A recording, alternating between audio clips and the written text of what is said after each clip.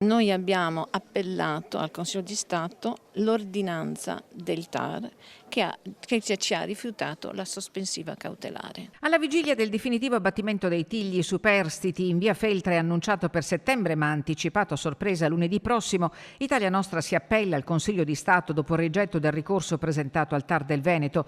Il nuovo colpo di scena arriva poco dopo mezzogiorno, quando davanti a Palazzo Rosso si radunano residenti di via Feltre assieme ai rappresentanti di Italia Nostra e l'IPU, sorpresi dal cambio di programma repentino del Comune.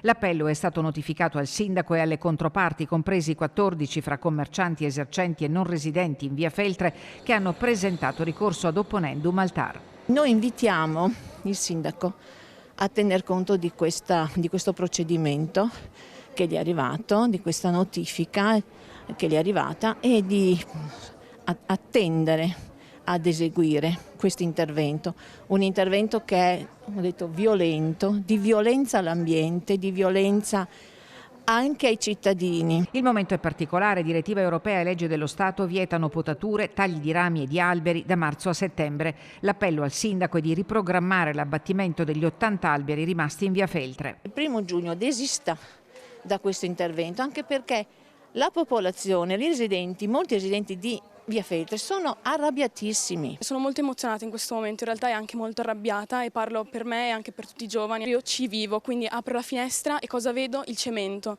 è l'unica cosa che vedo, ed è triste sia anche psicologicamente che anche fisicamente, perché fisicamente un luogo senza alberi, senza anche protezione appunto dal sole, dal caldo d'estate.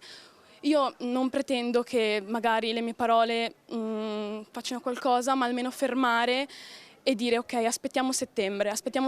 Questo appare come un gesto del tutto immotivato, un'accelerazione voluta dal Comune rispetto a istanze diverse che erano state presentate da molta parte della cittadinanza, invitando al ragionamento, invitando alla riflessione e invitando anche a evitare quel tipo di inasprimento che può portare solo alle vie legali. Non è un no a prescindere. I danni ai marciapiedi causati dalle radici dei tigli sono evidenti in alcuni tratti della via, ma non dappertutto, e il motivo è presto detto. Davanti al bar Casinette, davanti all'US. Come vedete qui non c'è nessun problema.